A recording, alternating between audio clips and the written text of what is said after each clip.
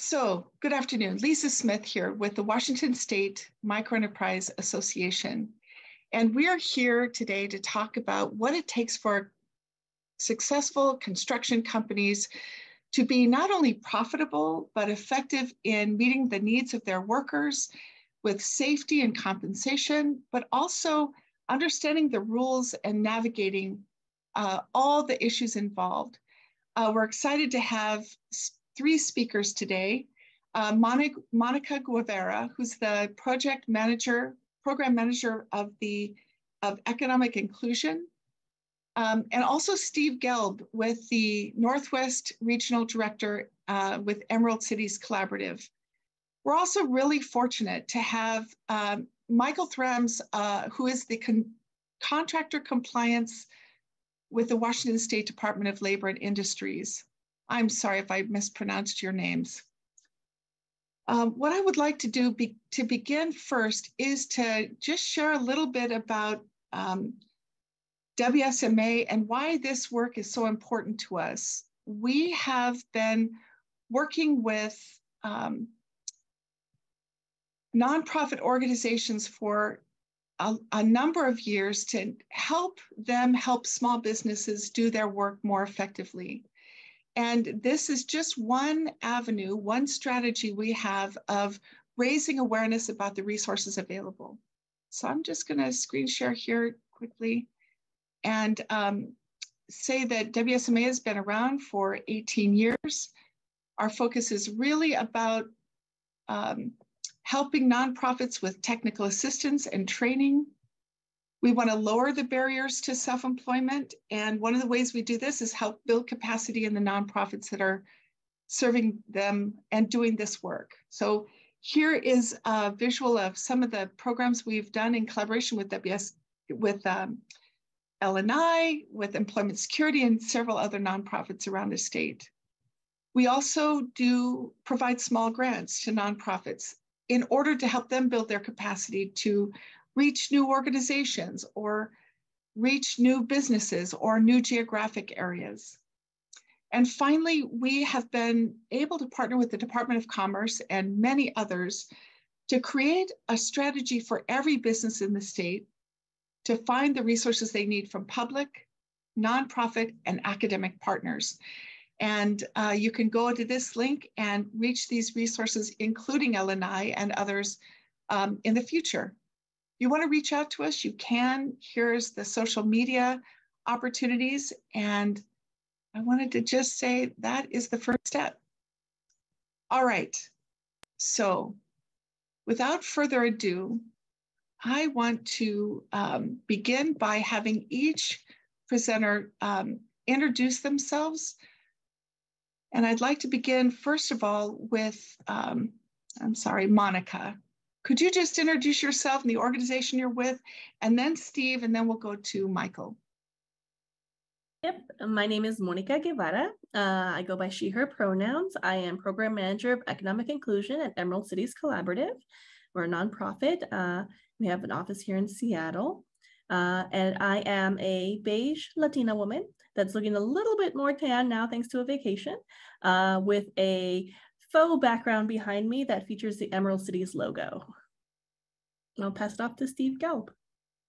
Thank you, Monica. I'm Steve Gelb. I'm the Northwest Regional Director with Emerald Cities Collaborative. And in addition to the work Monica does working with contractors, we do work on workforce development and bringing clean energy projects to disadvantaged, underserved communities. And I am a white male at home with my family room behind you. And I will pass it on to Michael, I believe. Thank you, Steve. Yeah, Michael, if you could introduce yourself, that would be great. Hi, my name is Michael Thrams. I'm a compliance inspector with the Department of Labor and Industries. So thank you so much. I want to just begin, Michael.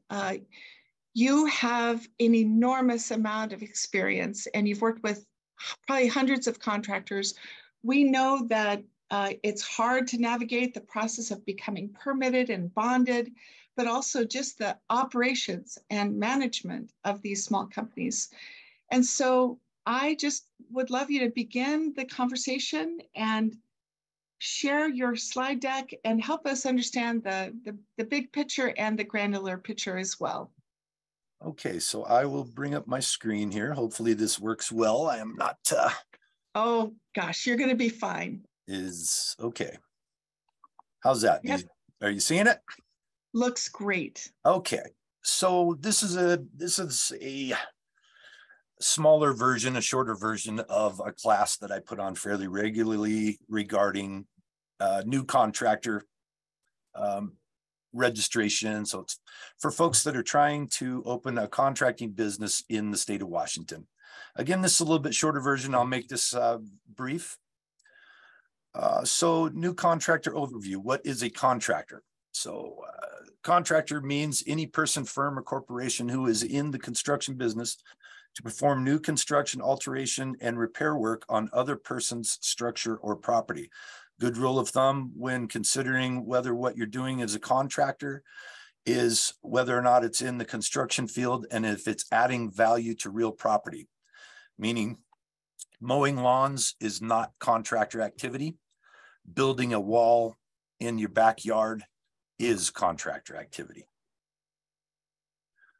Examples: building, repairing decks, handrails, painting the inside or outside of a house, roofing, siding, framing, landscaping, fencing, tree removal, specifically hazardous tree removal, concrete sidewalks, driveways, patios, any kind of repair to a house or building.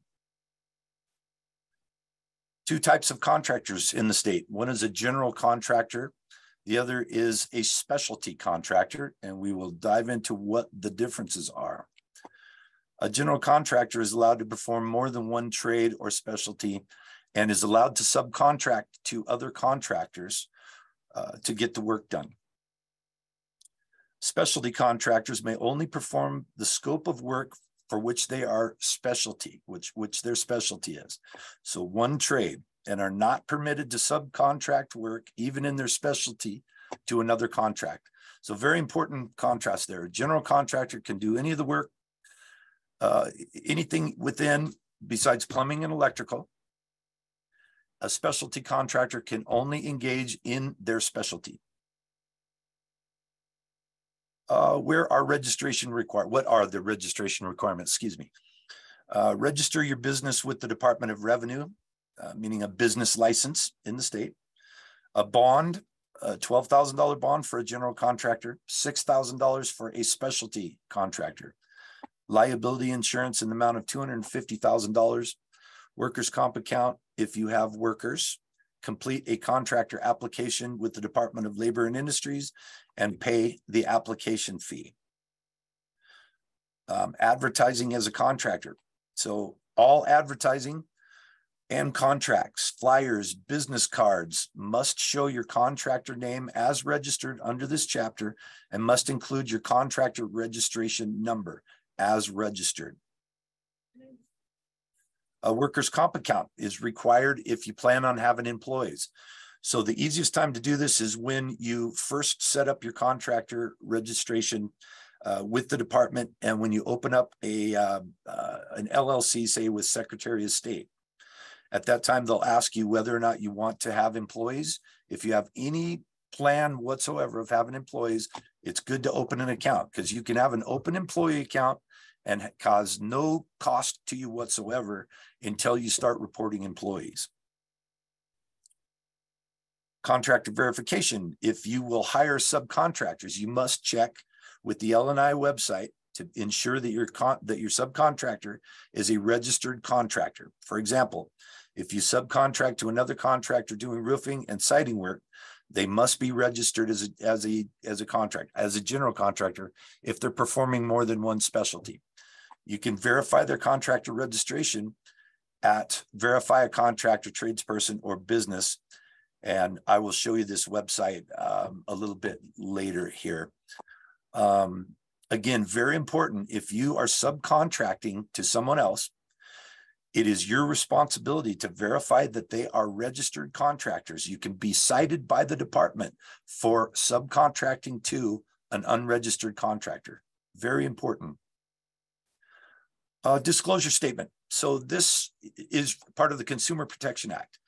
And this is required when a contractor is performing work for a consumer. Residential projects require disclosure for any project over $1,000. A commercial project requires disclosure for any project of $1,000 to $60,000. You must keep a signed copy of the disclosure statement, notice to customer statement for 3 years. This can be easily found at our website, again, under this RCW 18.27.114. And you can cut and paste literally right off of this, cut and paste it, include it into a contract. This is probably one of the most important pieces of performing contractor activity in the state of Washington. Failure to provide this to the consumer not only brings a penalty, it's a $500 fine for the first time that you failed to provide it. What it also says is that you may not lien any property where you failed to provide lien disclosure. So what it means is if you do a job for a consumer, the consumer fails to pay you, the way you get back money here in the state of Washington is to file a lien against that property. If you fail to provide lien disclosure, they can have that lien thrown out as frivolous. Extremely important. Pay very close attention to this if you plan on opening a contracting business in Washington. Protect yourself. Protect yourself with a well-written contract that specifies every element of the job. For example, specify how many coats of paint and the quality of paint, when you will start, when you will finish, who will obtain permits, etc. Don't forget the lien disclosure statement and be prepared to provide the consumer with lien releases from subcontractors and suppliers if they ask for them. That is their right to ask for them, and you must provide that.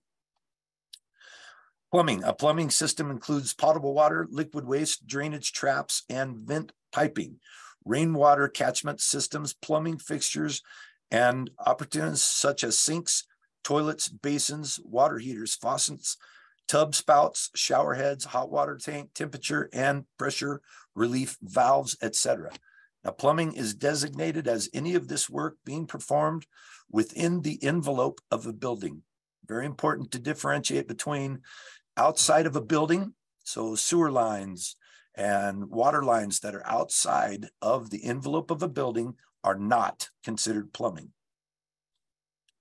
Electrical contractor means a person, firm, partnership, corporation, or other entity that offers to undertakes, submits a bid for, or does the work of installing or maintaining wires or equipment that convey electric current.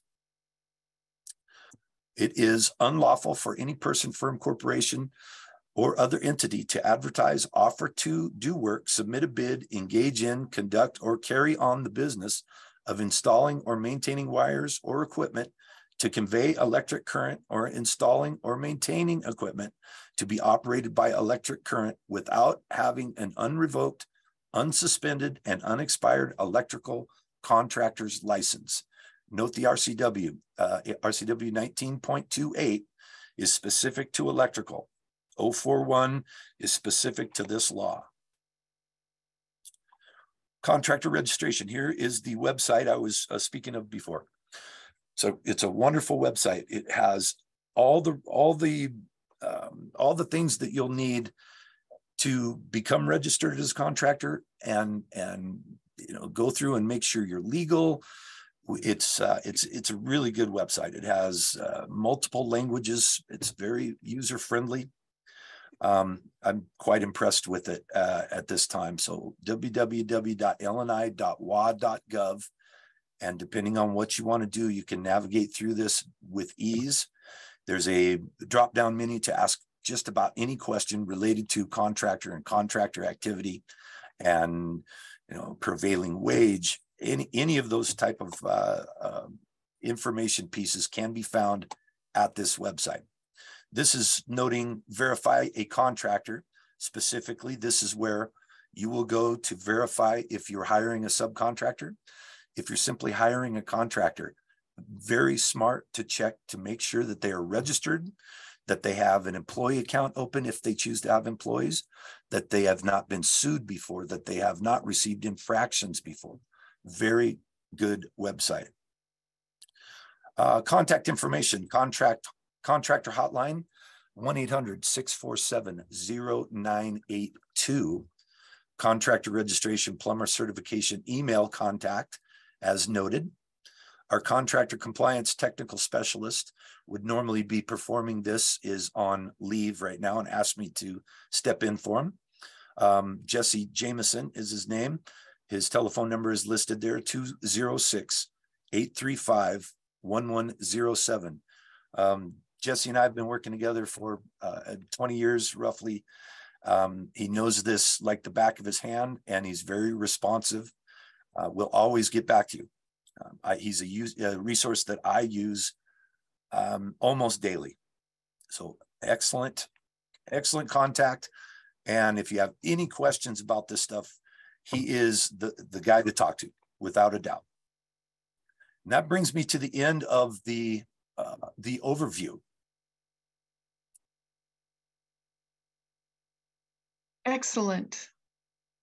You know, I am wondering if any folks in the audience have questions for Michael. I know we're going to do questions at the end, but if you have burning questions now, feel free to put them in the chat. And I also just wanted to say how interesting that was. It's not usual that we see and know that contractors have to put their contractor license on any flyer, any promotion, that they have to make sure their subs are all registered. There's just a lot of details there. And I know we have, I saw a couple of folks on the call that are just starting their construction companies. So I'm hoping that this is helpful.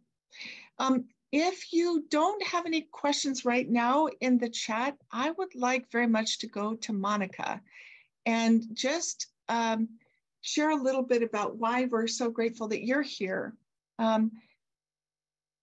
You know, often businesses don't even know that they can go to L&I with a question before they take any action. They can go without hesitation.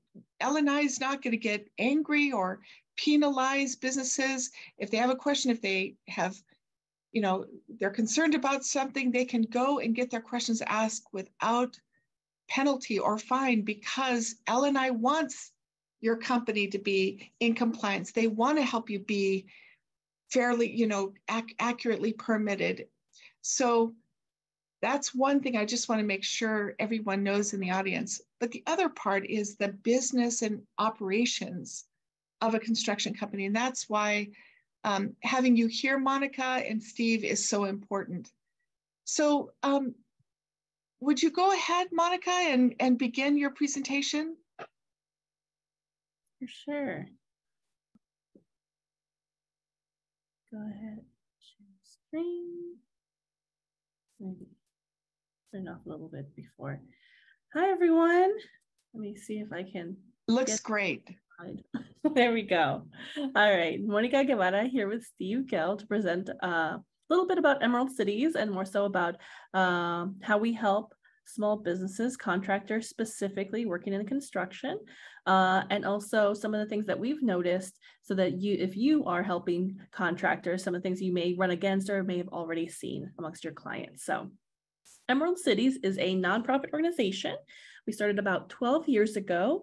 We're national in scope and have presence in about 5 or 6 cities across the US, including Seattle. So we cover kind of Pacific Northwest, Puget Sound area. And basically we work at the nexus of environmental justice and racial equity. So I like to say, if it's good for the planet and good for the brown people, we're doing it, right? So anything that can involve community engagement and making sure that, you know, disadvantaged communities are aware of programs that may benefit them, like energy efficiency programs, whether it's workforce development, whether it's contractor development, policy work, we're involved in and have our toes in all of those. But we're really specifically going to be talking about contractor development today. So one of our flagship programs is our eContractor Academy. So that's something where contractors can partake in a 6-week program where we talk to them about the clean energy landscape and what that looks like, what type of work opportunities are available. We bring in speakers from all types of different agencies, government, public-private partnerships, etc., experts in the field to talk to them about all these different opportunities. And we also talk about how to grow their business. So whether it's, you know, kind of the back office administrative piece, whether it's financing, we talk about all of that good stuff in there. So once the training is over, we do follow up with one-on-one technical assistance that looks like business consulting. And we have construction experts as well as in-house experts that can assist them.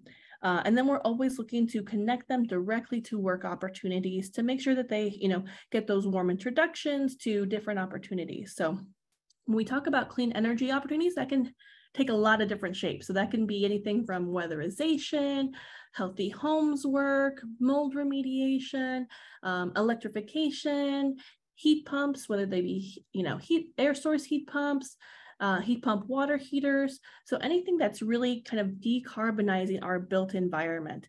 So that can involve plumbers, electricians, that can involve anyone kind of in the weatherization space. So insulation, you know, window installers, all types of different trades are involved in kind of decarbonizing our built environment and making it greener and healthier for all of us.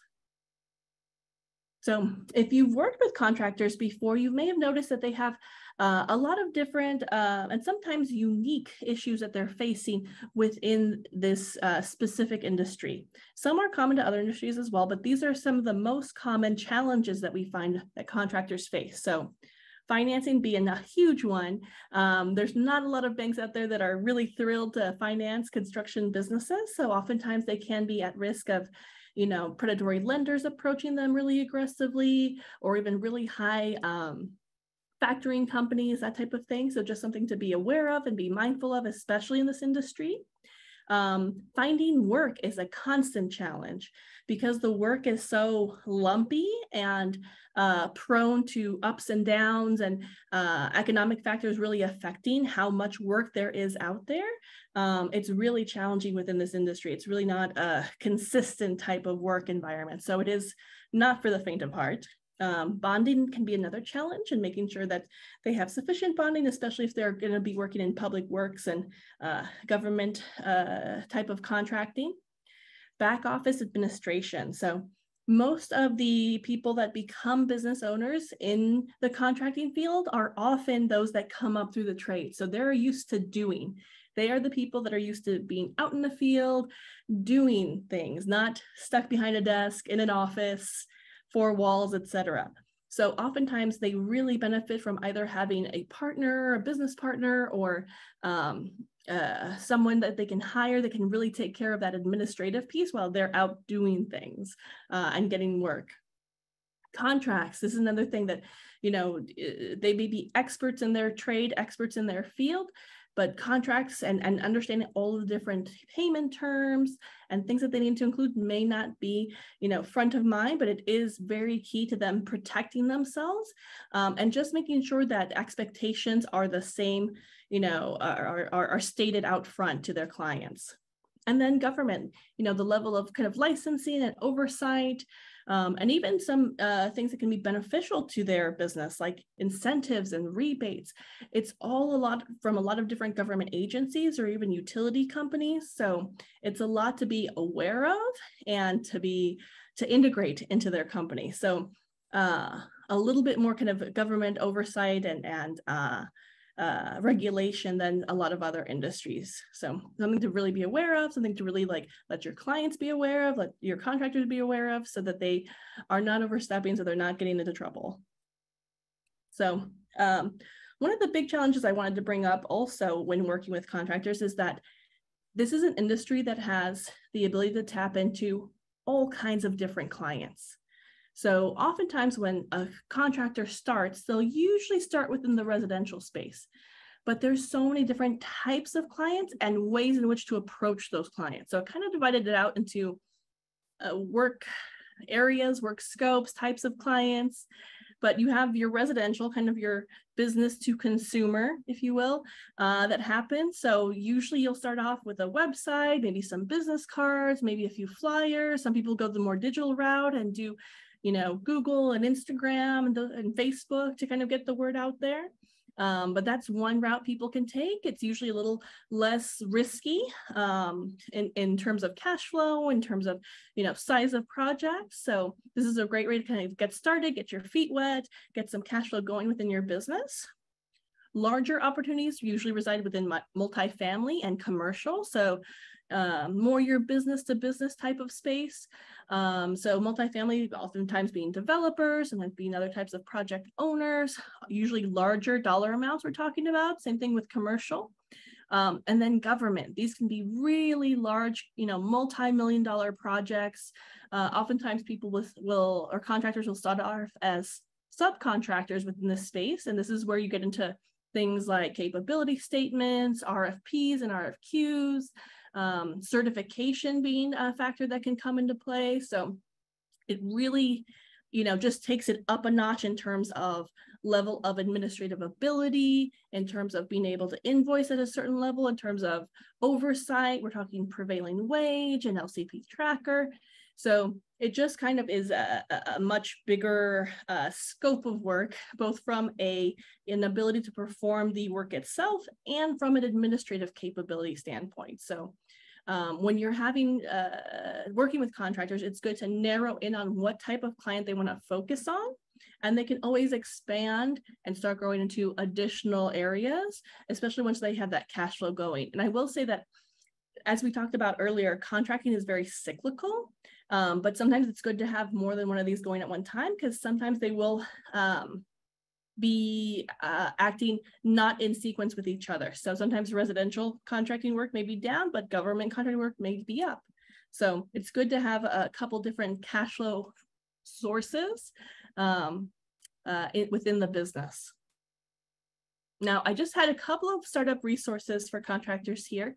And at the end, I just want to show a PDF of the Verify Contractor. But I wanted to mention, if you do work with small businesses overall, the Verify Contractor is an excellent resource, even for your non-contracting folks. So if you have a restaurant or a cafe or a retail store that's looking to do some renovation work within their space, you always want to have them verify a contractor before they decide on any kind of bid that they get. So it's good information just for, you know, individuals as well as small businesses.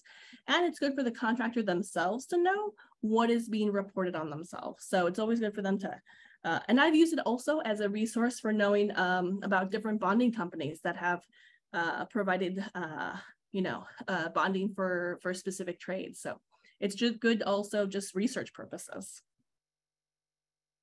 And then a couple of resources just for existing contractors. If you are, I won't go for the mechanics link stuff since we already covered that, but I did want to just highlight the Office of Minority and Women Business Enterprises. So if you have a client that is a minority or women-owned business, this can be an excellent way to get certification at the state level. It is oftentimes reciprocated at the local level. So they can get one certification, and it's oftentimes reflected at, you know, the local county or city level in your municipality. And then this is a couple of resources that I've definitely utilized or we've partnered with before. All of them are statewide with the exception of Tabor 100, that's just kind of in the Seattle-Tukwila area. But all of these offer resources, oftentimes online. So even if you are in a different part of the state, you can still definitely access these and utilize it within your suite of services. And then that's the main part of our formal presentation, but definitely open for questions. Yeah. Beautiful, beautiful. See, there was a question by one of the participants, Joyce Oswald, and she asked, is there any cost for the E-Contractor Academy? No, the E-Contractor Academy is offered free. We're able to fundraise enough that we can offer it for free to contractors. Fabulous. Fabulous. And I also see that there is, there are like so many links in the chat. Thank you, Cherie, for making sure that these are available. This whole video and all of these chat links will be available. We'll send them to everyone who registered, and then we'll have this on our website for the future. You know, is Steve going to present? Are you going to be here? Like, how is this a good time to go to questions? Yeah, this is a great time to go to questions. Wonderful. Is there anyone in the group who's attending today who has questions about any of this from any of the presenters? And Steve, jump in if you want to share anything specific before the Q&A period. Yeah, I would just like to share one thing. You know, Monica, you saw how much expertise she has in all of this, and I just want to reiterate that, you know, we think the clean energy space is just a huge, huge opportunity for small businesses, and especially for BIPOC-owned businesses. And you know, and Monica laid out, you know, some of the challenges and cautions of how you get involved in different levels, but our organization is here, and Monica is here to help through that. So we really want to see small businesses grow, and especially BIPOC businesses grow and take advantage of the space. And some of the things we see happening are literally millions and millions of dollars of federal investments in clean energy, in residential and commercial and weatherization and all kinds of spaces. So all the areas that Monica went over, we see growing, and we see nothing but growth opportunity. And we want to be sure that small and minority businesses have a good shot at getting some of that business opportunity.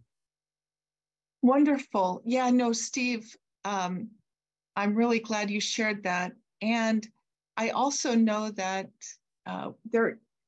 it's vital for these businesses to find and be able to reach these organizations like yours if they have questions or they want to figure out how to get further in this field. There's a question here by Maura, and the question is, is there any financial help for startup construction businesses with registrations and licenses? And that is a really good question. I can answer that, or Monica, you go ahead. Yeah, so I try to keep really good track of any kind of grants or free money available for any stage of our contracting businesses. There have been a few grants that have been open for construction businesses to apply. I've had 2 receive grants. So one received a grant specifically because his municipality had some post-COVID funds for them, so got $5,000. I had another business that participated in a pitch contest, and they were able to get $5,000 that way. So in that sense, that's the only one I've seen, the pitch contest, where it was sufficient. You know, she's still at the startup stage of her business where she was able to get financing for something like registration or licensing. But otherwise, I have not seen any grant programs that are specifically for startup and would include construction. Okay, I wanted to just add a couple of things. There are incredible resources in the state for being able to get very small loans, $2,000, $5,000. One is Business Impact Northwest. They work with businesses to walk them through the process of writing a business plan and getting small loans for bonding or other insurance. So that is one option. Ventures has a microloan program. We have, I don't know, a dozen or more microlenders around the state, and you can reach them or learn more about them through Evergreen BizLink, which is a platform that matches businesses with regulatory, nonprofit, business technical assistance that they need. And thank you, Cherie, for putting that in the chat. I wonder if anyone else does anyone else, Michael, have other, or Steve, other suggestions about financing or funding for these costs? Well, Go for it. I have someone at my door and it's making a lot of noise in the background. I just say we're exploring the possibility of trying to offer grants ourselves. I can't promise anything, but we realize that finding startup money or growth money is a challenge, and loans aren't always the best solution. So it's like, all I can say is something we're aware of. Stay tuned, keep an eye on us, and hopefully we or others will be able to offer that kind of support in the future. Lovely. And Joyce put in a suggestion in the chat as well.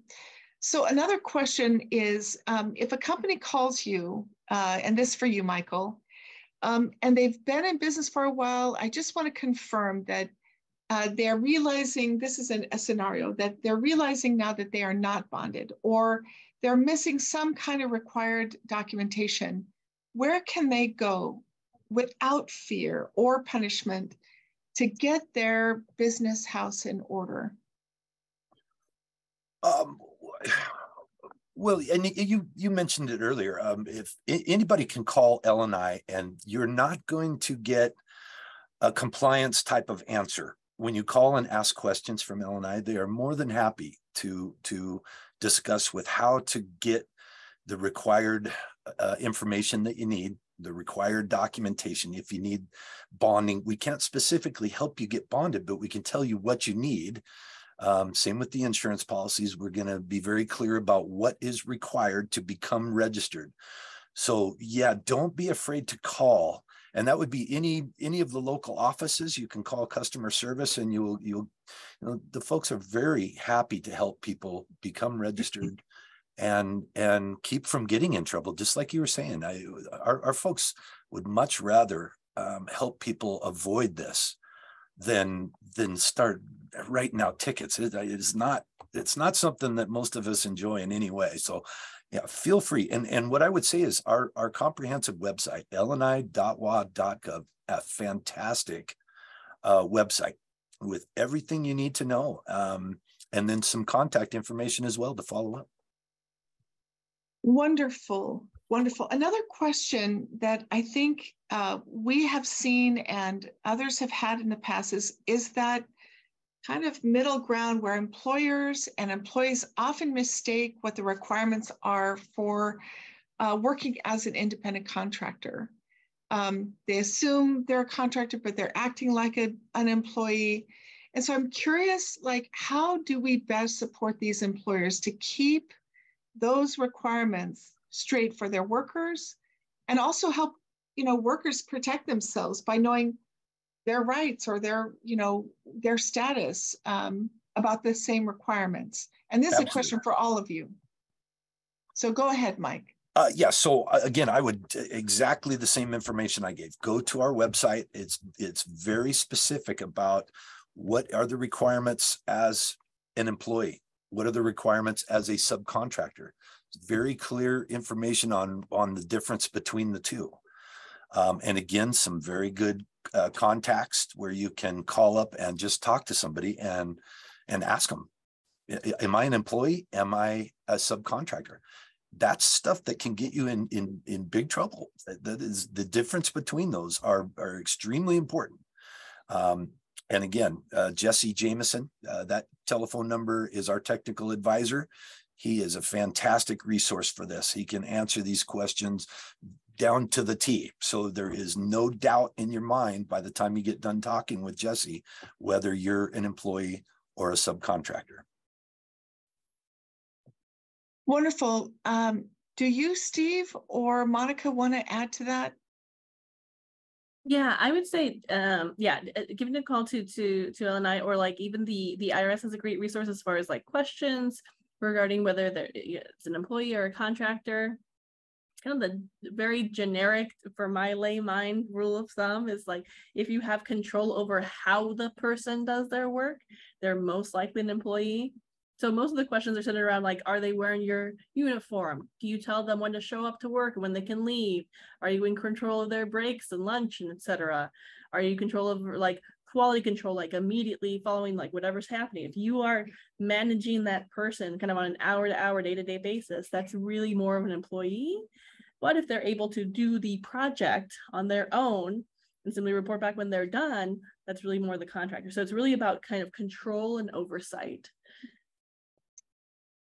Beautiful, beautiful. That was really helpful. And I also wanted to say that WSMA did a really important webinar on this topic specifically, just how to navigate these questions. And we have links on there too. And Shri will put that in there as well.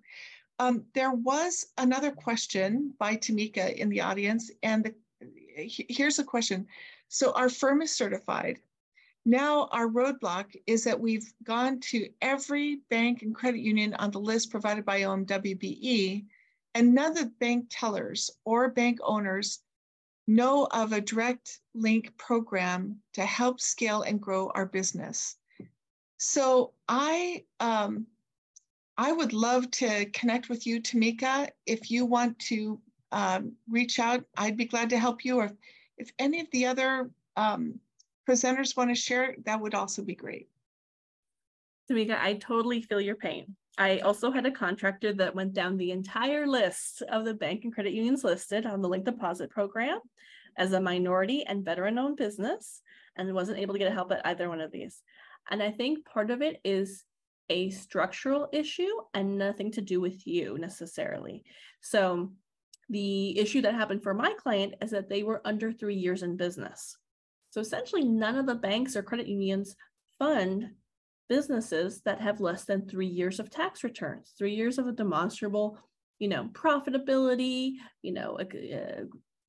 growth trends in their revenue, profit margins, etc.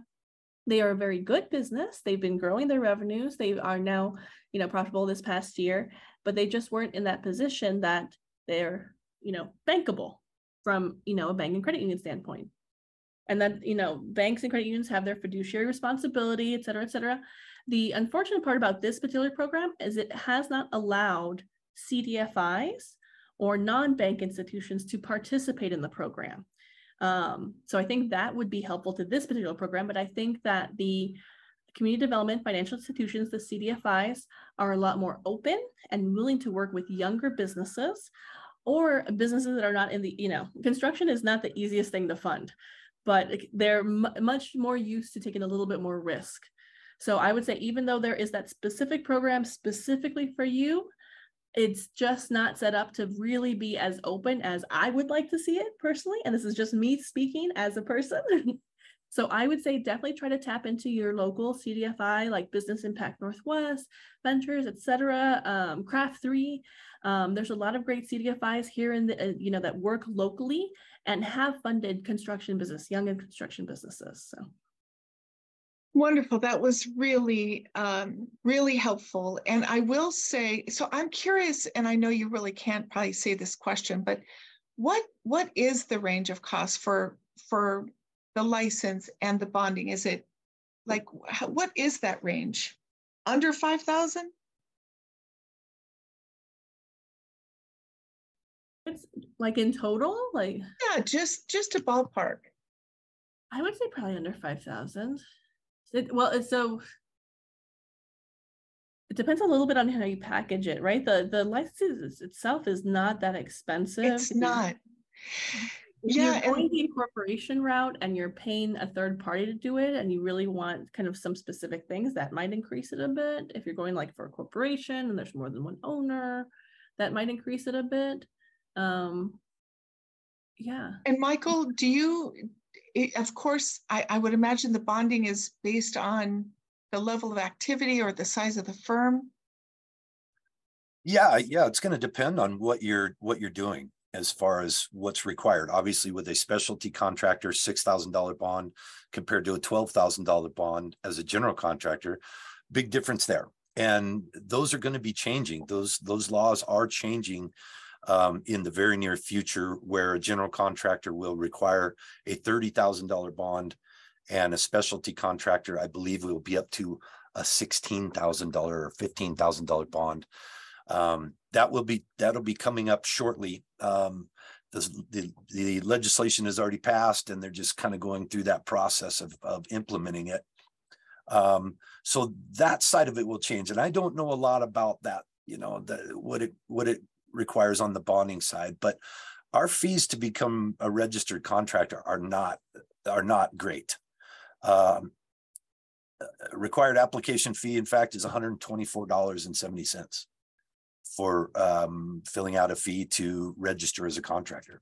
So obviously the cost involved is going to be in your insurance and your bond, and of course a business license as well. Perfect. That's super helpful. I do know that Business Impact Northwest works with veterans, and they have a microloan fund that they have served a bunch of contractors. So check them out. I know Enterprise for Equity has funding for free for businesses owned by veterans. And they also have a microloan fund. But you could also check out other opportunities on Evergreen BizLink. Okay, so there's another question from Joyce, and that is the Academy available in Spanish? And that's a question for you, Monica. And then one more. Yeah, we don't currently offer it in Spanish, but we have done a couple info sessions and are kind of trying to keep track of whether Spanish language, academy would be helpful. So definitely if you or of people that would be interested, please do let me know, because we are trying to keep track and to see if it is something that there is sufficient demand to provide an academy for. And I will say that Monica is a Spanish speaker. So in terms of, and tell me if I'm wrong, Monica, but individual coaching may be helpful outside of the academy to work in Spanish. So. Yep. Wonderful. And Emerald Cities is on Evergreen BizLink, so you can find them there. So Juan had a question here, and the question is, Monica, you mentioned that there was a pitch competition recently. There's probably, 10 or 15 pitch competitions all over the state. Which one was it that you remembered that contractor won that award? Yeah, she participated in the training program and then subsequent pitch contest that was held by Urban Impact, Sharks at the Beach pitch competition. Awesome. Mm-hmm. Yes, in fact, Sharks at the Beach was funded by WSMA last year, and they're a great organization. Ventures has a pitch event. Business Impact Northwest has a pitch event. So yeah, definitely check those out. So there's another comment from Tamika. I don't think it's helpful for a list to be provided to a small business from OMWBE who are doing their due diligence to make sure all of their paperwork is in order, and still not one person can provide a solid answer. We are past the 3rd year point. Your answer was clear. You just gave more roadblocks. Tamika, if you would reach out to me, I'll put my contact information in the chat, and I will connect you with some folks that may be helpful. And then Vaughn has a question here. I was thinking that here in Whatcom County and Skagit County would have a good number of people interested in a Spanish e-contractor academy. So that's good information for you. Monica, any other questions? Did I catch all of them? Okay, great. So I would love to have each of you just do one final statement or perspective about this work, any encouragement you would give to budding contractors or those contractors that are in business right now. And let's start with you first, Michael. Yeah, I would go back to our website, lni.wa.gov. If you are planning on opening a contracting business in the state of Washington, familiarize yourself with that website. Familiarize yourself as much as you can with RCW 18.27, 18.106. That's the plumbing certification requirements. And that's what I can say is go through it as much as you can, get as familiar as you possibly can. Excellent advice. Thank you, Michael. And Monica, and then Steve. Yeah, I would just reiterate what Steve said, is that there are literally millions of dollars coming federally and from the state for different energy efficiency and clean energy projects. So if you are interested in those, if you want to find out more, please do reach out to me. The email is going to be in the presentation and it is somewhere in the chat somewhere. But yeah, definitely make yourself aware of those programs and of those opportunities as they may be really helpful in growing your business. And I would just say, someone a long time ago told me there's no such thing as a green job. There are painters, there are carpenters, there are electricians, there are plumbers. And I would encourage contractors that are in business to think about specializing in some of these clean energy trades. So if you're a plumber, become expert at understanding heat pump hot water heaters. If you're a carpenter, there's opportunities in weatherization. If you're an electrician, there's opportunities in EV charging. So these are all, they don't require necessarily new training. They just require a focus and a specialization, and sometimes an optional certification. So that's another pathway to go. Wonderful. And on that note, Steve, I understand that there are, like, quite frankly, millions of dollars around that clean economy coming down and available. And so where could a participant in this room or other contractors go to be on that, like, cutting edge, first to be announced information about those opportunities? Because they're huge, passed by the Biden administration recently. Like, just any insight there would be so helpful. Yeah, so the federal money comes through the State Department of Commerce and the Energy Office. So they are currently getting input as to what the program should look like. But I know you can sign up to be on their list to get announcements of programs and opportunities for input. So I would look at the Department of Commerce, the Energy Office specifically is where you'll find that information. Another resource I might mention is called Rewiring America, and they're a national organization, but have state-specific information as well. So those are two resources I would keep an eye on. Excellent, excellent. And so, Cherie, thank you so much for helping us navigate all of these links. I do want to say to everyone in this group that we will be sending out the slide decks from our presenters, the captioned video replay, the chat box with all of the resources. And we are really grateful and excited to work with all of you. Thank you to our speakers, beautifully done. And thank you also for a focus on sustainability, because when our working and built environment is sustainable, we are doing good things for the planet. So thank you so much for that. Thank you, all of you. I look forward to connecting with those who want to have a regular one-on-one conversation with me, and have a great afternoon.